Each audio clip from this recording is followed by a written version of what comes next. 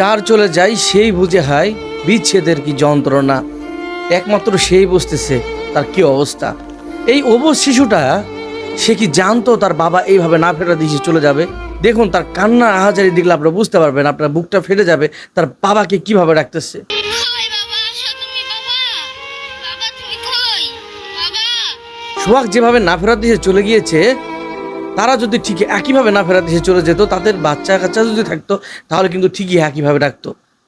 কেউ জানতো না যে এরকম একটা পরিস্থিতিতে তাদেরকে এতিম হতে হবে। এই বাচ্চাগুলো বারবার কেঁদে কেঁদে বলছে যে বাবা তুমি ফিরে এসো, বাবা তুমি কোথায়। এই এতিম বাচ্চাগুলো কার কাছে যাবে, কাকে বাবা বলে রাখবে? আজকে আমরা কোথায় এসে দাঁড়িয়েছি? আমাদের এই মনুষ্যত্ব, জ্ঞান, বিবেক সব কিছু আমরা হারিয়ে পশুত্বে পরিণত হয়েছি। তবে তার স্ত্রী কান্না আহাজারি দেখলে আপনার বুকটা কেঁপে যাবে ভাই। ভিডিওটা দেখুন। আমাদের জন্য তার জীবনও দিতে পারতো, কিন্তু জীবনকে যেরকম ভাবে যে আমাদের শেষ করে একটা দিল। ফ্যামিলিতে সবচেয়ে বড় কর্তা যে থাকে সে হচ্ছে পুরুষ, বাবা নামক বটগাছ। এই বটগাছটা যদি বেঁচে থাকে তাহলে কিন্তু আপনার দুনিয়াটা অনেক সুন্দর। আজ সোহাগ চলে গিয়েছে না ফেরার দিশে, তার সন্তানেরা বারবার কান্না করে বলছে বাবা তুমি কোথায়, ফিরে এসো। চাইলে কি সে ফিরে আসতে পারবে? আর আসতে পারবে না, হয়তো বা উপরে দেখা হবে। তার ছেলে বারবার বলছে যে আমার বাবাকে যারা হত্যা করেছে তাদের আমি শাস্তি চাই, ফাঁসি চাই। এই সঠিক বিচার যদি এই বাংলার মাটিতে না হয়, তার আত্মা কিন্তু অনেক কষ্ট পাবে। সে কিন্তু কম কষ্ট করে এ না ফেরা দেশে চলে যায় নাই। তাকে পাথর নিক্ষেপ করে তার লাশের উপর প্রায় আনন্দ উল্লাস করা হচ্ছে। আজকাল মানুষ কি করতেছে এটা আমার মাথায় আসে না। মানুষকে মানুষই মনে করতেছে না। এই আয়ামি জাহিলিয়ার যুগে যে অবস্থা ঘটতো, বাংলাদেশে বর্তমানে এরকম একটা অবস্থা হয়ে গিয়েছে।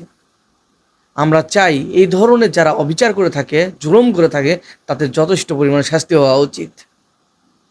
এক এক করে এভাবে মায়ের বুক খালি হচ্ছে, কারো স্ত্রী বুক খালি হচ্ছে, কেউ এতিম হয়ে যাচ্ছে ভাই। এই বাচ্চাগুলোর দিকে তাকালে মনে হয় যে আমার কলিজাটা ফেটে যায়। আপনারা তো দেখেছেন, প্রত্যেকটা নিয়ত তার ভিডিওগুলো যখন দেখবেন আপনারা বুঝতে পারবেন যে তার কষ্টগুলো কী। তার ছেলে কিন্তু মোটামুটি মাশাল্লাহ দিলে অনেক শিক্ষিত। সে বুঝতে পারছে যে তার বাবা অপরাধ করে নাই, তার বাবা নির্দোষ ছিল। তারপরও তাকে এইভাবে নির্মমভাবে কিন্তু তাকে হত্যা করা হয়েছে। যার ফ্যামিলিতে চলে যায় ভাই একমাত্র সেই বোঝে তার কি অবস্থা চলতেছে, তার ফ্যামিলি একমাত্র তারাই বুঝতেছে। কিন্তু আমরা যারা আছি, এক এক করে আসিয়া হত্যা থেকে শুরু করে, ময়না হত্যা থেকে শুরু করে, আরও বিভিন্ন এই তুপার জল থেকে শুরু করে সবাইকে কিন্তু আমরা এক এক করে ভুলে যাচ্ছি।